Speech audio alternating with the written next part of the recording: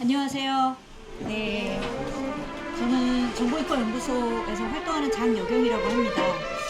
저는 오늘 제가 이제 정보인권 활동을 시작한 게 이제 96년부터니까 30년 됐습니다. 그리고 정보인권 운동이 약간 이 디지털 분야에서 이렇게 쫌쫌따리 그동안 활동을 해왔는데, 이게 이제 인공지능 문제나 이런 거는 그런 식이 아니고 조금 더 좀 전면적인 사회적인 어떤 저항이나 운동을 만들어야 되지 않을까, 이런 고민이 요즘에 커지고 있어서요. 이렇게 관심을 가져주시고, 이렇게 제가 보기엔 굉장히 많은 분들이 모여 있는 게 굉장히 격려가 되고 힘이 납니다. 제 고민은 저항의 흐름을 조직하거나 만드는 그 한 가지 이 계기? 아이템? 이게 이제 저는 권리라고 생각을 합니다. 제가 이제 정보인권 활동가니까. 근데 우리가 인공지능에 대해서 어떤 권리를 가지고 있는지가 아직 저는 충분히 언어화되거나 구성되지 못한 상태인 것 같아요. 그래서 아틀라스에 대해서 이거는 거대한 수레이고 우리가 여기에 적응하는 길밖에 없다는 그런 얘기에 대해서도 이렇게 마땅하게 반박하는 그런 담론이 잘 만들어지고 있는 것 같지가 않습니다. 그래서 이걸 어떻게 만들어야 될까, 이제 정보인권 활동가가 고민하고 있는 걸 여러분하고 좀 나누고 싶고요. 오늘 얘기 시작은 지난번에 체제전환 포럼 마지막에 제가 그 마무리 발언을 하면서 했던 얘기로부터 다시 시작을 하려고 합니다. 제가 그때 마지막에 말씀을 드렸어요. 마치 러다이트 운동이라고 하면 굉장히 퇴행적이고 분노나 공포에 가득 찬 어떤 단편적인 대응 같은 그런 이미지가 있습니다. 그리고 그 이미지를 심지어 대통령이 전 국민 앞에서 그렇게 반복적으로 굉장히 퇴행적으로 그 노동조합이 대응한다는 식으로 얘기를 했거든요. 근데 이제 제가 그 대통령 발언이 나왔던 그 무렵에 이 러다이트에 대한 이제 논문을 찾아봤어요. 서양사 논문을 보니까 재밌는 사실을 발견을 했는데요. 그게 뭐냐면 당시 그 러다이트 운동을 했던 노동자들이 선언을 했다는 겁니다. 앞에 그 우리 한희 동지가 얘기했다시피 러다이트 운동을 벌였던 시점에는 집회도 안 되고요. 그 노동조합 결사도 안 되고요. 그리고 선거권도 없었어요, 노동자들이. 그럼 여기서 어떻게 집단행동을 하느냐 부분에서 어쨌든 기계를 파괴하기로 했는데 그걸 무분별하게 한 게 아니고 이제 대상을 누구를 삼느냐를 선언을 합니다. 그게 누가 대상이냐? 그게 이제 1811년도인데요. 1809년하고 1810년에 고용주들하고 그 직조 노동자들하고 협상을 해서 합의한 내용이 있었습니다. 그걸 지키지 않는 고용주들의 기계를 파괴하겠다. 그 협상의 내용 중에 또 어떤 게 있었냐면 당시에 임금이 게이지당, 그 편물 게이지당 이렇게 주어지는데, 게이지가 원래 그 바늘 코 있잖아요. 코가 굉장히 촘촘하면 일하는 게 힘들 거 아니에요. 근데 이제 헐렁헐렁헐렁하게 이렇게 직조가 되면은 일하는 게 좀 쉬울 거고요. 근데 이제 그거를 임금을 이제 말하자면 후려친 거죠. 그거를 실크 같은 거는 굉장히 섬세하기 때문에 이렇게 막 코가 엄청 섬세한데, 그런 것도 굉장히 이제 헐렁한 직조랑 비슷하게 임금을 후려친다든지 그걸 원래 안 하기로 했는데 잘 지켜지지가 않는 거예요. 그리고 또 노동자들이 굉장히 분개한 건 임금을 현금으로 주지 않고 자꾸 현물로 줘요. 물건으로 줍니다. 이걸 갖다가 어디다가 쓰라는 거냐, 이걸로 생계 유지도 어렵다. 그래서 현물 임금을 금지하고 현금으로 달라, 이런 요구를 했는데 그걸 고용주들이 지키지 않아요. 그러니까 이제 그런 것이 누적이 돼서 예를 들면 고용주들이 특히 이제 기계를 가지고 와가지고 기계를 거대한 편물을 짜가지고 그거를 가위로 잘라가지고 자르는 방식으로 이렇게 노동자들이 한 코 한 코 이렇게 직조한 그것을 대체하려고 그런 부분에 대해서 저항하겠다고 결심을 했던 것, 저는 납득할 수 있다고 생각합니다.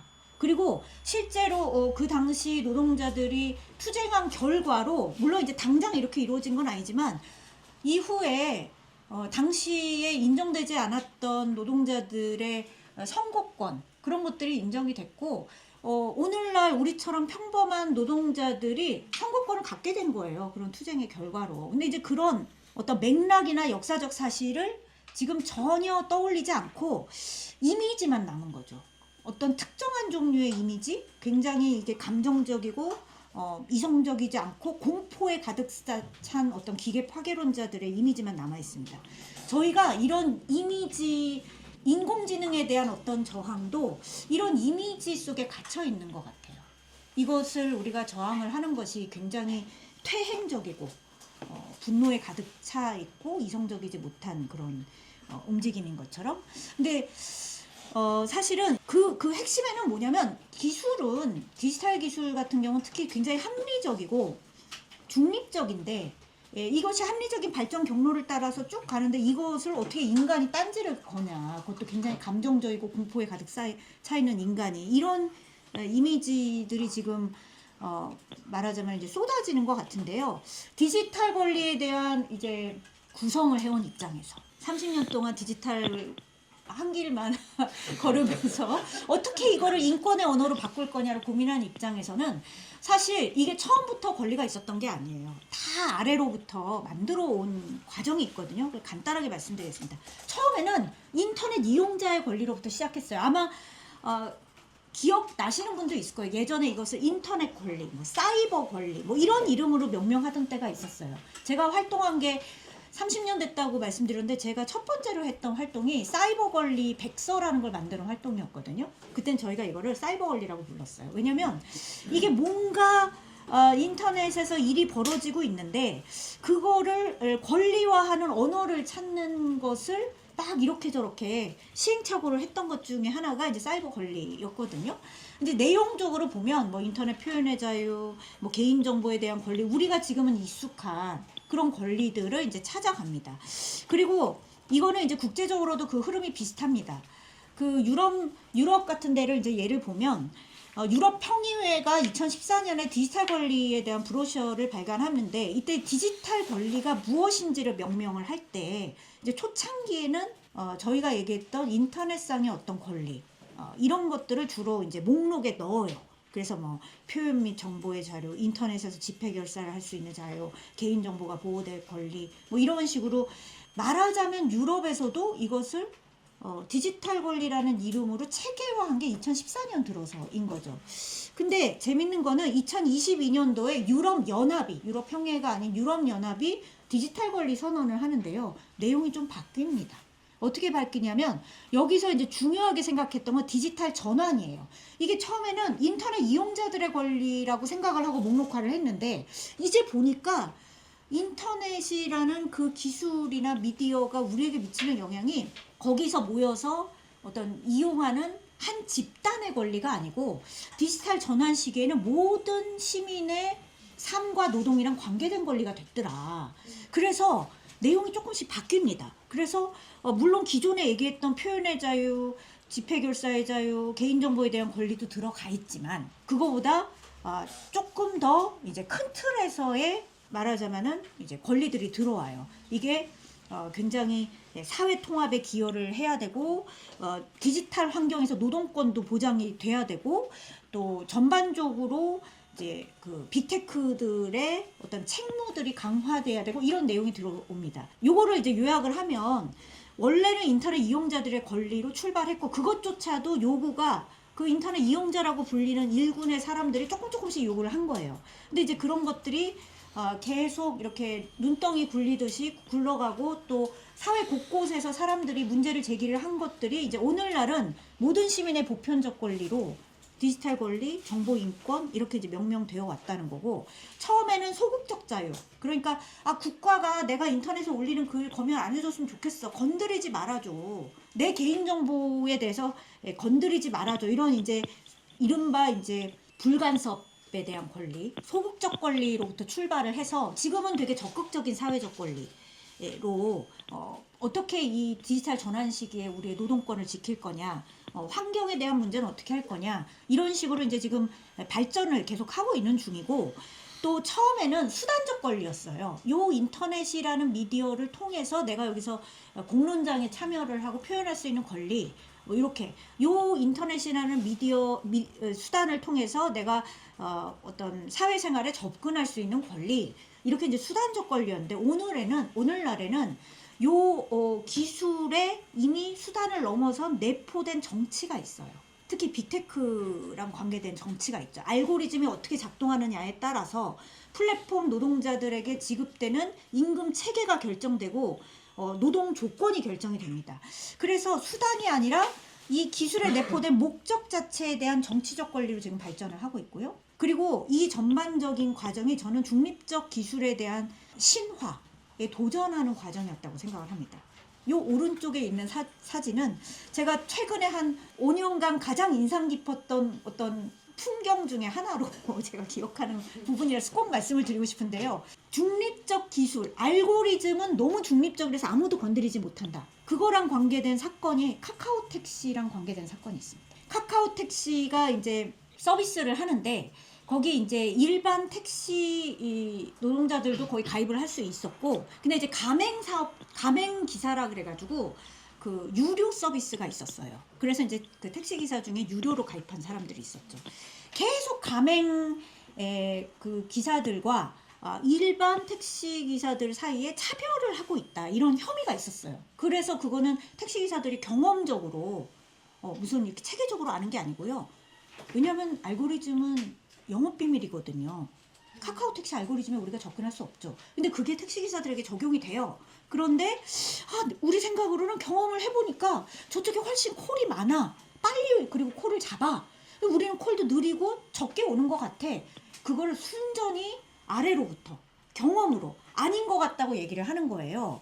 그런데 이제 회사는 계속 아니라고 주장합니다. 그리고 그냥 주장만 한 게 아니라 이런 걸 만듭니다. 모빌리티 투명성 위원회 라는 거 만들어서, 이분들이 거의 대부분 무슨 교수 뭐 이런 분들이에요.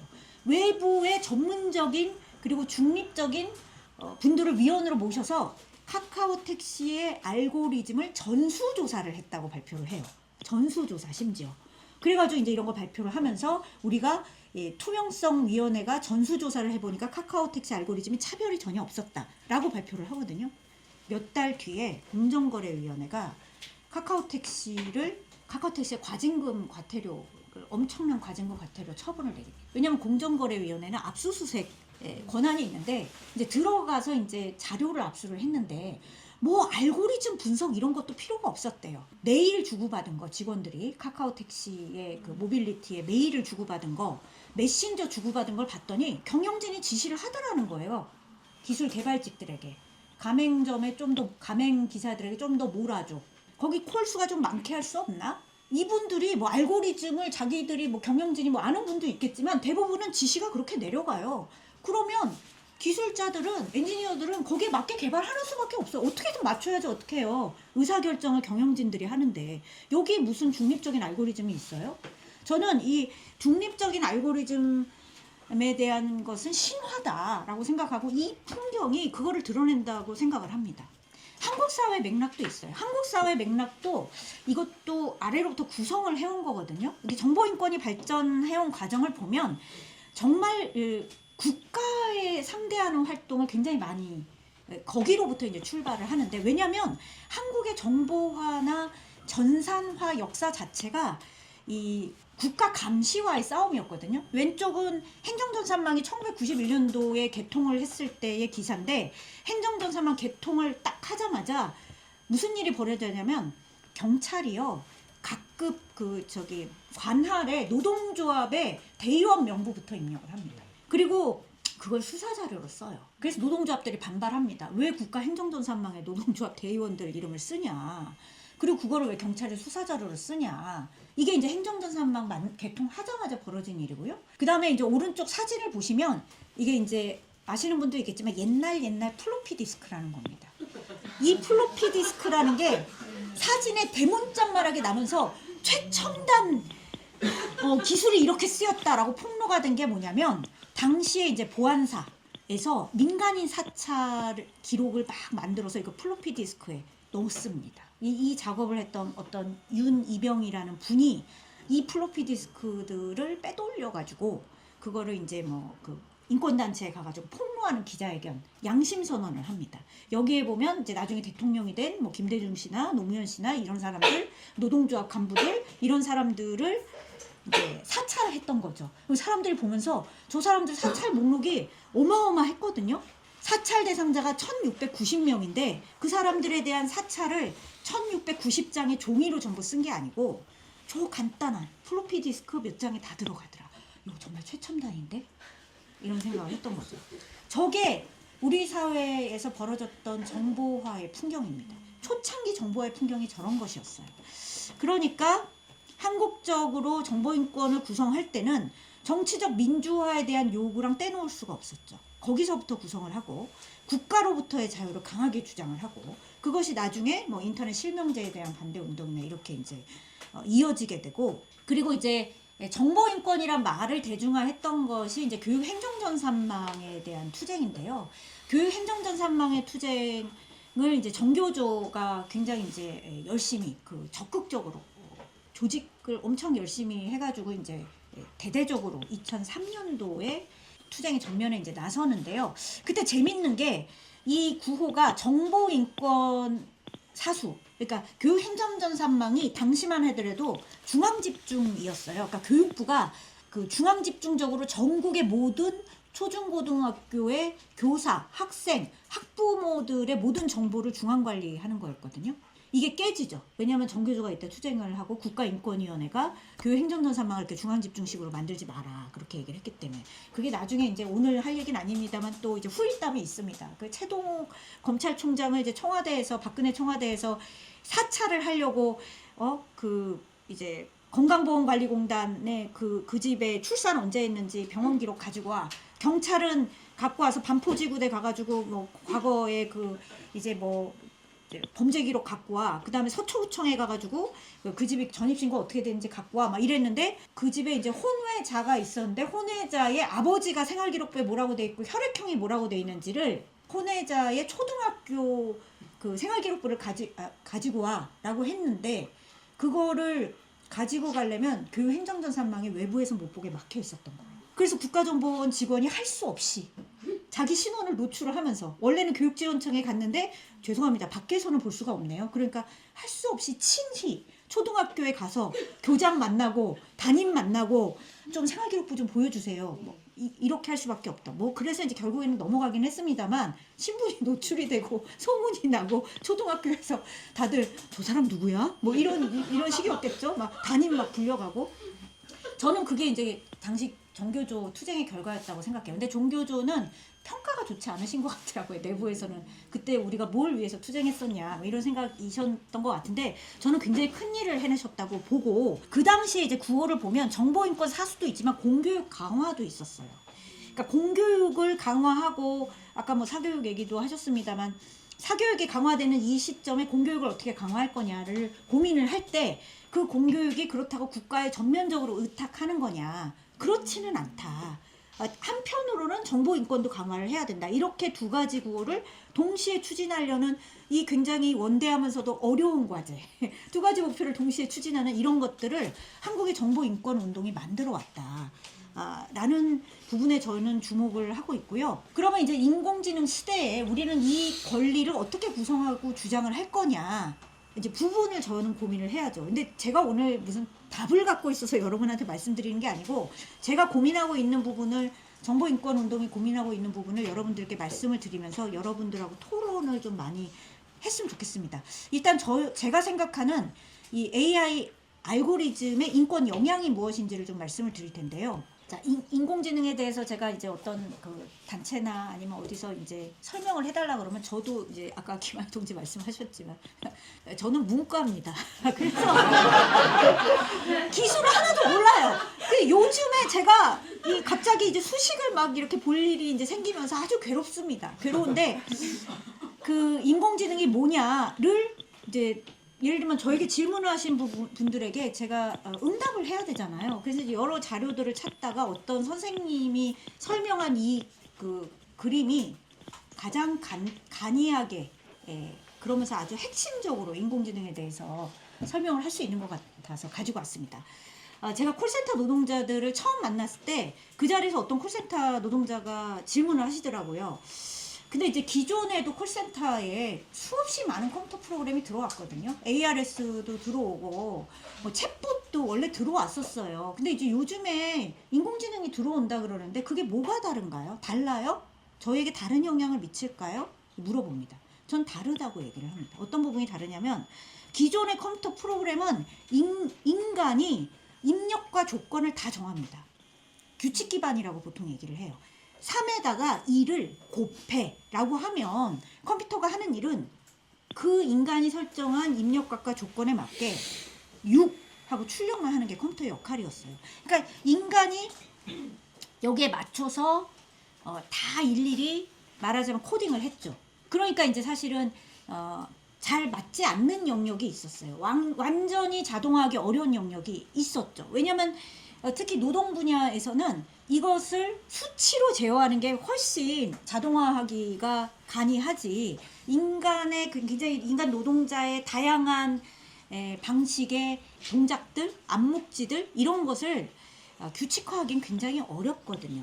그런데 이제 머신러닝은 저는 좀 다르다고 봅니다. 머신러닝은 인간이 하는 일은 데이터만 줍니다. 3, 2 입력 데이터를 주고요. 때로는 출력 데이터도 줍니다. 1 이걸 만들어. 그러면 머신은 규칙을 찾아갑니다. 그리고 그 규칙을 찾는 과정이 굉장히 시행착오가 많습니다. 3에다가 네모를 곱하고 2에다가 세모를 곱한 다음에 1이라는 결과를 내기 위해서 그 네모와 세모에 처음에는 만도 넣고요. 1000도 넣고요. 때로는 뭐 10만도 빼고요. 999도 빼고요. 막 온갖 규칙들이 나오죠. 그런데 이제 그 규칙을 잘 찾아가기 위해서는 또 데이터를 많이 줍니다. 3하고 2만 주는 게 아니라 1하고 4도 주고 5하고 5도 주고 그러면서 가장 최적화된 규칙을 찾아가는 거죠. 그게 머신이 마치 사람이 학습하듯이 배워간다 라고 해서 러닝이라고 하는 겁니다. 이게 이제 코딩하는 방식이 완전히 다르죠. 그리고 여기서 규칙을 우리는 머신에게 맡깁니다. 그러다 보니까 무슨 문제가 생기냐면 사람이 그 규칙이 어떻게 작동하는지를 모르는 거죠. 그래서 머신은 굉장히 불투명합니다. 이게 이제 그 머신이 어떻게 불투명한지를 보여주는 그 사례 중에 하나인데요. 이제 이 연구자가 개와 늑대를 구분하는 알고리즘을 짰어요. 근데 이제 개와 늑대를 구분하라는 그 이제 머신러닝을 개와 늑대 사진을 막 주고서는 이제 학습을 시킨 다음에 어떤 모형이 딱 나왔단 말이에요. 모델이 딱 나와서 이게 이제 어떻게 개와 늑대를 구분하는 규칙을 찾았는지 몰라요. 근데 이제 잘 작동하는 거죠. 그래서 왼쪽 위에 그림을 보면 이게 늑대인데요. 이게 뭐지? 하고 이미지를 넣으면 늑대. 답을 잘 해요. 그리고 이제 중간에 개, 이게 허스키라고 이제 늑대랑 비슷한 종을 넣고 이게 뭐지? 그럼 허스키하고 답을 잘해요. 그래서 이제 6장 중에 5장 정도는 답을 잘 맞춰요. 아, 학습이 잘 됐다. 정확도가 높다. 오류율이 낮다. 이렇게 얘기하는데 왼쪽 아래를 볼까요? 이게 뭐죠? 인간이 우리가 보기에는 허스키죠. 이게 뭐지? 하고 넣으니까 모델이 늑대 하고 답을 하는 거예요. 그러면 6장 중에 5장 테스트를 성공했고 6분의 5의 확률로 정확하잖아요. 이게 이제 대체로 82에서 83% 정도의 정확도입니다. 82에서 83%의 정확도면 우리가 이유는 모르지만 얘가 잘 이렇게 결과를 내니까 그냥 쓸까? 이런 생각이 든 거죠. 근데 이 연구자는 그런 것을 연구한 거예요. 왜 개고 왜 늑대라고 이 머신이 판단했는지 그 영역을 이미지에서 표시해봐. 그러면 보통 우리가 개와 늑대를 구분한다 그랬을 때 사람은 뭐를 보고 구분해요? 두상을 보고 구분하잖아요. 머리를 보고 구분하죠. 우리는 머신도 그럴 줄 알았어요. 근데 알고 보니까 학습한 이미지에 어떤 패턴이 있었는데 그거를 이제 머신이 읽은 거죠. 뭐냐? 몰랐는데 인지를 하지 못했는데 일종의 암묵지라고 할 수 있는데 늑대 사진에는 배경에 눈이 많았어요. 그래서 첫 번째 사진을 보면 이게 왜 늑대냐면 하얀색 눈이 있었거든요. 그리고 개 사진에는 인간이랑 같이 사니까 배경에 흙이나 풀이 많았어요. 그러니까 이제 갈색이 있다? 심지어 개 몸통에 갈색이 있다? 아, 얘는 개. 근데 왼쪽 아래 사진은 보세요. 이건 뭐죠? 이거는 개인데 눈밭에 있는 거예요. 그러니까 늑대 하고 답을 한 거죠. 우리는 이 알고리즘이 어떤 규칙을 찾았는지 몰라요. 그런데 결과가 잘 작동하니까 그냥 쓰는 거죠. 그런데 이게 우리가 어떤 뭐 챗GPT하고 입씨름하는 정도에는 뭐 이렇게 써도 상관은 없어요. 약간 할루시네이션이 나오거나 환각 효과가 나도 아 얘가 또 이러네 이러면서 다시 생각해봐 뭐 이렇게 할 수 있어요. 그런데 이게 만약에 사람에게 적용되는 공공행정이나 노동자들에게 적용이 된다면 만약에 이게 설명을 못하면 무슨 일이 벌어질 거냐 하는 거죠. 그리고 집단적으로 분석을 하죠. 어떤 사람에 대한 판단을 할 때는 일단 그 전에 이 사람이 속한 어떤 집단을 분류를 합니다. 이거는 그 2018년도에 한국장학재단이 이제 장학재단이 뭐 하는 데죠? 그 대학생들의 학자금을 대출해 준데 학생들이 졸업을 하고 나서도 그렇게 안 갚는 거예요. 그래서 이제 연체자들에 대한 패턴을 이거는 이제 인사이트를 암묵지를 발견하고자 한 거죠. 그래서 그거를 이제 연체자들 패턴을 연체자들에 대한 정보를 학습시키고 패턴을 뽑아낸 겁니다. 그랬더니 어떤 패턴이 나왔냐. 대학 소재지가 광주, 대전, 제주인 학생들이 유독 연체하더라. 2년제, 3년제 전문대 졸업자들이 4년제보다 연체하더라. 예체능 계열이 연체하더라. 이거를 굉장히 해맑게 발표를 해. 우리가 인사이트를 발견했다. 연체자들의. 이거는 어쩌면 진실일 수도 있죠. 사실일 수도 있어요. 우리가 살고 있는 세계의 어떤 부분을 읽어낸 것일 수도 있어요.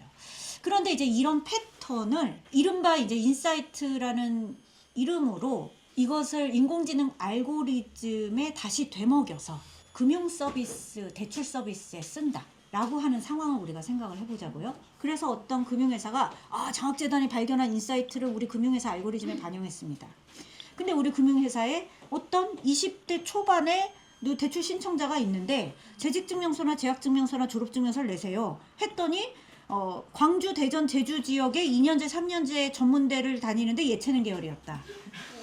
라고 하면 과연 대출 허가를 할까? 그 알고리즘이. 요즘에 1분 대출, 3분 대출 이런 거 엄청 많습니다. 순순히 대출을 해줄 것이냐 아니면 일반 대출 신청자와 동일한 금리를 적용할 것이냐. 저는 아닐 거라고 보거든요. 이렇게 어떤 패턴을 읽는데 그 읽는 우리 세계가 이미 편향돼 있어요. 우리 세계가 평평하지 않습니다. 기울어져 있고 불평등이 굉장히 만연한데 그것을 이른바 인사이트라는 이름으로 인구 집단을 분석을 해서 개인에게 적용하죠. 그래서 어떻게 적용하냐? 사람마다 프로파일링을 만듭니다. 그래서 그 인구 집단에 어디에 이 사람이 속하는지를 이제 분류를 하는 거예요. 근데 제가 이제 이 프로파일링이라는 게 원래 이제 영업 비밀이기도 하고 보통 잘 보여주지 않습니다. 모든 금융회사들이 다 그 대출 신청자들의 프로파일링을 갖고 있을 텐데 저는 알 수가 없죠. 유일하게 공개적으로 제가 접근할 수 있는 저의 프로필을 하나 가지고 왔습니다. 이거는 무슨 프로필이냐? 구글에 들어가면 그건 알고 계시죠? 사람마다 유튜브 같은 경우에는 맞춤 알고리즘으로 저의 동영상이 쫙 나옵니다. 저에게 추천하는 동영상이 떠요. 여러분에게 추천하는 유튜브 동영상과 저에게 추천되는 유튜브 동영상이 다릅니다. 그리고 광고도 다르게 나오죠. 그러면 유튜브가 저에 대한 프로필을 갖고 있는 거거든요. 그 프로필은 제가 제공한 정보가 아니에요. 저의 연령은 만 45에서 54세고 언어는 2개를 쓰고 관계는 기혼이고 가계소득은 평균 또는 낮은 소득이고 교육은 학사학이고 업종은 기술이고 회사는 큰 규모에 있습니다. 이 중에 어떤 부분은 맞는 부분도 있고 어떤 부분은 틀린 부분도 있어요. 중요한 거는 유튜브가 저에게 광고를 내보낼 때 이 프로필에 근거해서 광고를 내요. 저에게는 여러분은 어떠신지 모르겠지만 제가 유튜브에 들어가면 50대 여성 대상의 건강보조식품 광고가 무지하게 나옵니다. 거의 대부분이 건강보조식품 광고. 이게 프로파일링입니다. 그리고 놀라운 점은 저는 이 개인정보를 유튜브에 입력한 적이 없어요. 유튜브에 생년월일이나 성별 넣지 않으셨어요? 제가 유튜브에 아이디를 개설한 게 97년, 98년 그렇습니다. 그때는 생년월일을 넣지 않았어요. 유튜브는 저의 생년월일을 몰라요. 그런데 저에 대해서 아까 인구 집단 분석을 통해 가지고 저를 분석을 한 다음에 저를 어떤 인구 집단에 들어간다고 프로파일링을 가지고 있는 거죠. 이게 원래는 비공개였어요. 그리고 지금도 대부분의 회사들은 어떤 이용자나 소비자들에 대한 프로필을 다 가지고 있는데 특히 라이더들, 플랫폼 기업들은 플랫폼 노동자들의 프로필을 다 갖고 있지만 공개를 안 합니다. 유튜브는 이제 하도 유럽에서 여러 사람들이 이제 힘들게 싸우고 투쟁을 해서 프로필을 공개하라고 하니까 공개하죠. 여러분도 다 가지고 있어요. 유튜브의 계정에 들어가셔서 광고센터를 가셔서 개인정보 보호 설정에 광고센터 가시면 여러분의 프로필을 어떻게 보는지를 알 수가 있어요. 그건 아마 단말기마다 다 다르게 나올 겁니다. 단말기마다 여러분이 보는 영상이 다 다르기 때문에. 그러면 이게 이제 지금은 광고를 내보내는 정도 쓰잖아요. 건강보조식품 광고 나와도 제가 무시하면 돼요. 그런데 그런 생각이 갑자기 들죠.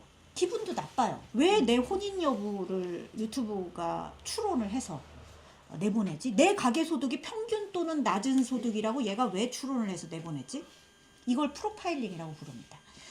이런 방식의 개인 프로파일링이 플랫폼 노동자들에게 적용이 되면 예를 들면 어떤 종류의 프로필이라도 회사는 추론할 수 있죠. 노동조합 결성 가능성이 높은 노동자들, 업무 속도가 느린 노동자들, 이런 것들의 프로필을 무수하게 가질 수가 있습니다. 그리고 심리적 프로파일링도 가능하죠. 이거는 이제 미국에서 그 트럼프가 처음에 대통령이 되기 직전에 이른바 이제 캠브리지 애널리티카 스캔들이라고 부르는 건데요. 굉장히 많은 미국 유권자들의 프로필을 트럼프 선본에서 페이스북과 얘기를 해가지고 이제 만들어냅니다. 그 중에 어떤 게 있냐? 공포 반응이 강한 성향의 미국 유권자 프로필. 이런 것들을 이제 만들어내는 거죠. 그거를 어떻게 만들어내냐? 여러 가지 정보를 종합을 해가지고 앞에 마치 제가 몇 살인 것 같고 어떤 혼인 관계가 어떻게 되고를 유튜브가 알고리즘이 추론을 해냈듯이 그렇게 추론을 해내는 겁니다. 그래서 공포 반응이 강한 성향의 미국 유권자들에게는 요런 이미지 광고를 내보내는 거죠. 강도가 집으로 딱 들어오는 이미지 광고. 이런 강도가 들어오는데 민주당은 총기를 규제하겠다고 합니다. 민주당에 투표를 하시겠습니까? 이게 일반 유권자들에게 이 강도 이미지가 보여도 그냥 이게 뭐야? 트럼프 선본 광고 이상하네. 근데 이 광고는 공포 반응이 강한 성향의 프로필을 갖고 있는 유권자들에게 내보내요. 근데 그 유권자는 자기 프로필이 그런지 모릅니다. 이거는 페이스북에서 말하자면은 판 거예요. 트럼프 선본에.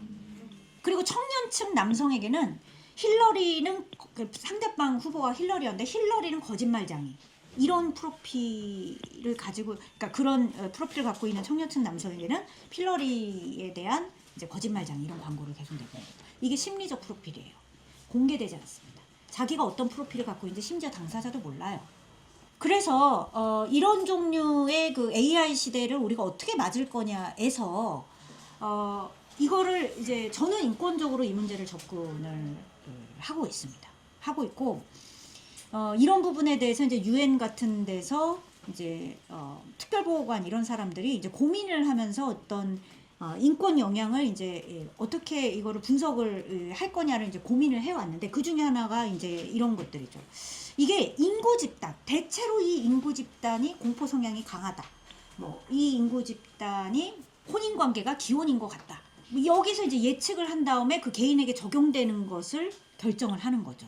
이런 것들이 이제 이미 문제가 있다. 그리고 아까 그 마치 한국장학재단에서 분석한 것처럼 이 한국장학재단에서 분석을 했을 때 그 이 사람이 특정 지역에 있는 사람들이 어떤 종류의 연체율이 높다 이런 것을 분석을 하는 것이 그냥 사실이기 때문에 괜찮은 거냐? 그렇지 않다는 거죠. 집단을 분석해서 개인에게 적용을 하고 이거는 대부분이 비밀이라는 거죠. 영업 비밀이고 내가 내 프로필을 몰라요. 내가 공포 반응이 강한 성향의 유권자인지 아니면 내가 연체율이 높은 사람인지 나는 모른다는 거죠. 그리고 그래서 이제 이게 점점 더 정부와 민간 행위자들이 개인에게 적용하는 어떤 행위들을 불투명하게 만든다는 거죠. 그게 점차적으로 기존의 불평등이나 차별을 강화시키거나 악화시킬 것이다. 이런 우려가 이제 나오고 있는 겁니다. 그리고 이 불평등을 영속화할 수 있다는 거죠. 미국에서는 이제 판사들이 재범 위험 예측하는 이 알고리즘을 쓰면서 예를 들면 이 사람은 재범 위험이 10점 만점에 3점이다. 이 흑인 만 10대, 18세 여성은 재범 위험이 8점이다. 이렇게 이제 분석을 하는 거예요. 집단을 분석해서 개인에게 적용을 하는 거고 이 남성은 근데 이제 이 언론에서 이걸 보도하면서 실제로 보니까 남성은 2건의 무장강도와 1건의 무장강도 미수가 있는데 이 사람은 10점 만점에 3점 낮은 위험도로 분석을 하고 이 여성은 10점 만점에 8점 그런데 이 여성의 실제 범죄 경력은 4건의 청소년 비행이 있었고, 그 중에 하나는 동네에 있는 학교에 늦어가지고 같은 동네에 살고 있는 이제 만 6세 아동의 자전거를 잡아타고 학교로 가다가 이제 단속이 된. 그리고 자전거를 버렸어요. 버렸는데 이제 단속이 된 거죠. 근데 이제 위험도가 8점입니다. 재범 예측이. 왜냐하면 집단을 분석을 하거든요. 이 개인이 위험 예측이잖아요. 실제로 위험을 했다기보다는 이 개인이 속한 집단을 분석을 했을 때 이 사람은 8점인 거예요. 이런 재범 위험 예측 알고리즘이 결국에 기존 사회의 불평등을 영속화하는 것 아니냐. 이 개인에게 그래서 이제 이 언론사에서 이 실제로 이렇게 이제 3점을 주고 8점을 준 다음에 이후에 범죄를 어떻게 했느냐. 2년 동안에 이제 추적 관찰을 해봤더니 이 백인 남성은 한 건의 무장강도를 중범죄를 더 저질렀고, 이 여성은 추가 범죄가 없었어요. 근데 이제 이게 예측이랍시고 나오는 것은 인구 집단을 분석하기 때문인 거거든요. 그게 불평등의 연속화 아니겠냐. 이게 이제 기계적 강탈이나 다름이 없다. 그렇게 얘기를 하면서 이게 이제 특히 이제 노동 현장에 쓰이게 되는 알고리즘 관리는 이게 이제 기존에 있었던 어떤 지식이나 통제를 중앙 집중화를 하면서 이 개인이 갖고 있었던 지식, 내가 콜센터 노동자로서 갖고 있었던 어떤 지식, 이런 것들을 경영진으로 이전을 하고 이것을 독점할 수 있도록 하지 않겠냐. 뭐 이런 이제 얘기들을 합니다. 그래서 저는 이제 아까 어떤 콜센터 노동자가 기존에 있었던 자동화와 뭐가 다르냐라고 이제 물어봤을 때 저는 효과가 좀 다르다고 얘기를 합니다. 기존에 있었던 도식적이고 잘 작동하지 않았던 것보다 이게 어떤 인구 집단을 분석하고 그 인구 집단에게 개인이 적용되는 것을 분석한 결과를 적용을 했을 때 기존보다 훨씬 더 노동자들의 지식을 중앙 집중화를 하고 그것을 강탈할 가능성이 굉장히 높다는 거죠. 이런 상황에서 우리가 무엇을 해야 될 거냐. 현장에서는 굉장히 분투가 많이 있었어요. 이게 잘 안 알려지고 있지만 굉장히 많은 분투가 있어 왔고, 저는 이런 것들이 더 활발해지고 더 많이 알려지고, 우리도 요 인공지능이 더 이상 우리가 거부할 수 없는 흐름이 아니라 저항할 수 있다, 이런 것들을 얘기할 수 있어야 된다고 봅니다. 이게 이제 알고리즘이 맨 먼저 적용되기 시작을 한 것이 이제 사회복지 AI에 적용되면서부터인데, 여기서 이제 이 자동화된 불평등이라는 책도 있지만 이것이 인권 공백지대인 것처럼 완전히 기계적으로 이것을 중립적으로 판단할 수 있는 것처럼 우리가 생각을 하는 부분에 대해서 이미 많은 저항이 있어 왔다. 그리고 사회복지 AI가 이제 어떤 부정수급 가능성, 이런 것들을 이제 기계적으로 예측을 하고 이제 적용을 했을 때 이런 부분에 대해서 이제 굉장히 이제 뭐 소송을 통해서나 이제 저항을 했던 흐름들이 간헐적으로 있어 왔어요. 이게 네덜란드 부정수급 탐지 인공지능에 대한 이제 공익소송이고, 결국에는 이 소송을 이겼지만 이 부정수급 탐지 인공지능은 없어지지는 않았습니다. 여전히 다른 방식으로 지금 가동을 하고 있는데 계속 어쨌든 싸워오는 사람들이 있는 거고, 그리고 이제 미국 휴스턴의 교사 노조 같은 데서도 이제 학교에 이제 교사 평가 알고리즘을 자동화하는 부분에 대해서 굉장히 저항을 오랫동안 해왔고, 이것은 이제 소송을 통해 가지고 이제 공공 도입을 뭐 일정하게 이제 중단을 시키는 그런 투쟁을 해왔는데, 제가 이 소송에서 이겼다는 소식을 봤거든요. 그래서 이렇게 투쟁을 하시면서 이기셨구나. 그래서 최근 사례를 봤더니 중단되진 않았더라고요. 또 막 이렇게 조금씩 바꾸면서 이게 좀 바꿨다 하면서 교육청이 계속, 이건 예측 알고리즘입니다. 기존에 있었던 교사 평가도 컴퓨터로 하지 않았냐, 뭐가 다르냐, 예측입니다. 이 교사가 학생들을 가르칠 때 학생들의 성취율을 어느 정도까지 도달하게 할 것이다 라는 걸 이제 예측하는 알고리즘이라는 점이 이제 인공지능이 다른 거죠. 그리고 이제 그 투쟁에서 가장 제가 봤을 때는 굉장히 의미 있는 결과를 이끌어내신 분들이 어쨌든 플랫폼 노동자들의 싸움입니다. 이게 이제 플랫폼 노동이라는 형태가 일군의 노동의 흐름이라고 우리는 한 직종이라고 생각을 했지만, 사실은 이 플랫폼 노동이라는 것이 지금은 거의 대부분의 어떤 종류의 주류화되고 있는 그런 흐름으로 저는 가고 있다고 생각을 하는데, 이때 이제 우버와 올라 노동자들이 이 알고리즘에 대해서 알 권리를 주장을 했어요. 내가 왜 이런 대상이 되는지를 알려달라. 그런데 이제 이게 좀 쉽지는 않았습니다. 쉽지는 않았는데 어쨌든 먼저 소송을 하셔가지고 일정하게 성취하신 부분이 있죠. 근데 이제 이런 흐름을 보시면 이 투쟁들이 개인들이 물론 소송을 하셨을 수도 있는데 저희가 몰랐을 수도 있지만 대부분은 집단적인 대응이에요.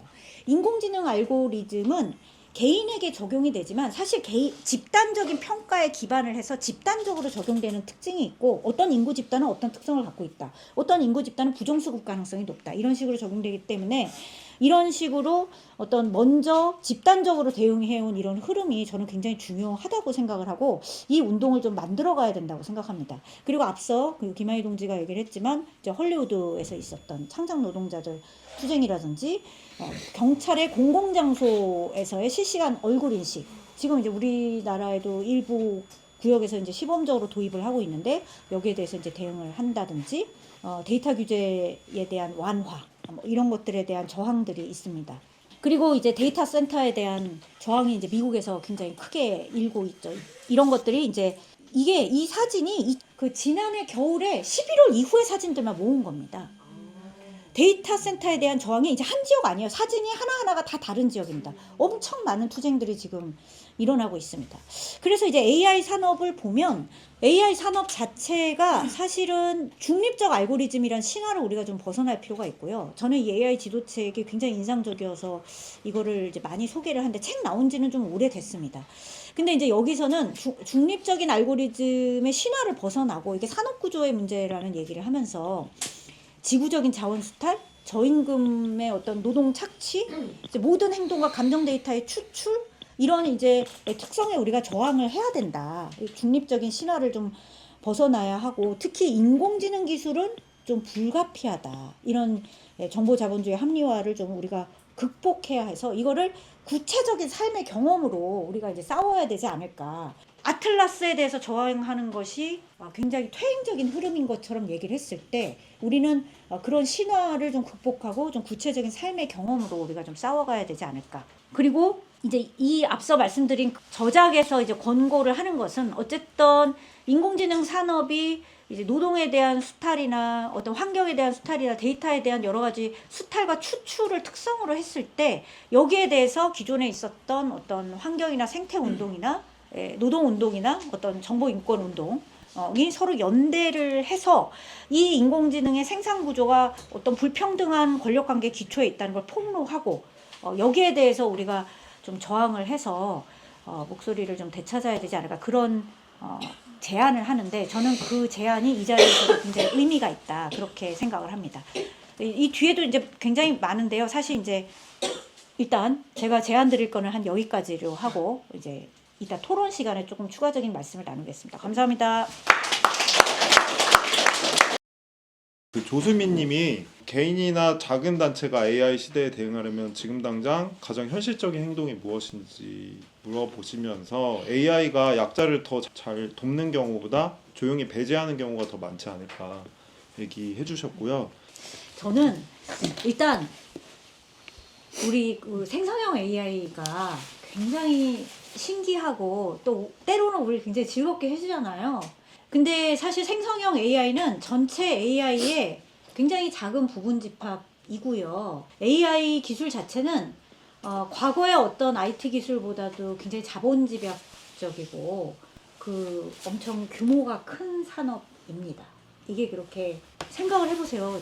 전 세계 인구가 10억인데 못해도 한 절반 정도, 전 세계 인구 중에 상당 부분이 미국에 있는 한 회사의 챗봇하고 지금 대화를 하고 있잖아요. 그게 얼마나 그 집중적인 기술이에요. 그 어느 때보다도 굉장히 집중돼 있고 자본도 집중돼 있고 그런 기술인데, 그래서 이제 그전에는 약간 챗봇하고 약간 반장난식으로 대화를 했다면 지금 제 생각에는 산업전환이나 노동 분야에 들어오는 AI의 흐름이 지금 피지컬 AI 얘기를 하셨지만 더 본격화되는 시대인 것 같아요. 그랬을 때 제가 생각하기에는 첫 번째는 이 환상에서 좀 우리가 좀 벗어나서 실제로 우리가 이 기술이 우리의 삶과 노동을 어떻게 바꾸는지 좀 치열하게 조금 더 고민을 하고, 또 저는 이제 정보 인권 분야에서만 계속 활동을 했는데 되게 이제 작은 목소리로 활동을 하다가 이제 사실 이제 AI 시대에 또 때로는 기운이 나기도 해요. 어떨 때는 되게 무력감이 들었다가 어떨 때는 더 큰 우리 운동, 사회 운동과 노동 운동하는 동지들하고 할 일이 되게 많구나. 그래서 약간 기대가 되기도 하고, 예, 그렇게 좀 같이 운동해 가면 좋겠습니다. 네, 그래서 많은 이제 다양한 논의 의견들이 주셨던 것 같고, 마지막으로 두 분의 말씀을 정리 발언을 좀 들으면서 오늘 자리를 정리하면 좋을 것 같고요. 제 생각에 오늘 뭐 제가 정리는 잘 못했지만 굉장히 죄송하게도 그래도 우리가 인공지능의 문제, 그리고 특히 뭐 인권이나 노동의 문제를 둘러싸고 우리가 갖고 있는 고민의 폭이 어느 정도인지 어렴풋하게는 좀 느낀 것 같고요. 그래서 여기서 좀 확인된 여러 가지 과제들이나 우리의 갈증도 확인한 것 같고, 그래서 이 지점에서 좀 더 깊이 다가갈 수 있는 계기가 됐던 것 같고, 그래서 앞으로 좀 여러 가지 말씀해주신 얘기들이나 이런 것들을 통해서 앞으로 계속 좀 공부를 하고 뭐 실천하고 싸워 나가면 좋을 것 같다는 생각이 들고요. 마지막으로 좀 정리 발언 들으면서 뭐라고요? 이거 네. 말씀해 주시죠. 하면 좋을 것 같은데, 그 전에 제가 말씀드릴 게 있습니다. 여기 현장에 계신 분들은 여기 QR 코드 보이시죠? 저기도 있나요? 네, 저기도 있습니다. 친절하게 그 QR 코드가 있는데요. 이걸 찍으셔서 원래 포럼 만족도 조사를 하고요. 저희가 이거는 이거 뭐 매기는 건가요? 인공지능 데이터 수집하는 거였네. 네, 앞으로 원래 포럼을 좀 더 잘 해나가기 위해서 저희가 수작업으로 좀 고민을 할 수 있는 그런 조사입니다. 그래서 해주시면 좋을 것 같고요. 네, 마지막으로 두 분 말씀 듣도록 하겠습니다. 사실 저는 이제 정보 인권이라는 개념을 뭔가 구성을 하고 이런 활동을 이제 30년 정도 해왔고, 지금 이 시기에는 거의 약간 그런 긴장감이 있어요. 이 정보 인권이라는 그런 약간 개인화된 권리로 구성했던 이런 것으로는 대응하기가 굉장히 어렵고, 이걸 재구성해야겠다. 그래서 저는 요즘에 이제 정보 인권이라는 것을 개인의 권리가 아니라 이걸 어떻게 집단의 권리로서 주장을 할 수 있냐. 왜냐하면 인공지능이나 이렇게 들어오는 것은 제가 봤을 때는 집단적인 인류가 만들어온 지식이나 노하우나 이런 거를 거의 갈취하고 사유화하는 약간 그런 방식으로 개발된 기술이라는 생각이 좀 들고, 우리가 조금 더 어떻게 이걸 집단적으로 저항할 수 있는가를 제 권리의 언어로 좀 구성을 해보려고 합니다. 잘 될진 모르겠지만, 그래서 그냥 저희가 뭘 고민하고 있는지 말씀을 드리면서 기존에 있었던 어떤 사회 운동의 그런 고민들하고 만날 수 있는 그런 지점들을 계속 좀 만들어 갈 테니까 좀 같이 그런 고민들을 구성해 갈 수 있는 그런 계기가 또 오늘 이 자리가 됐으면 좋겠습니다. 감사합니다.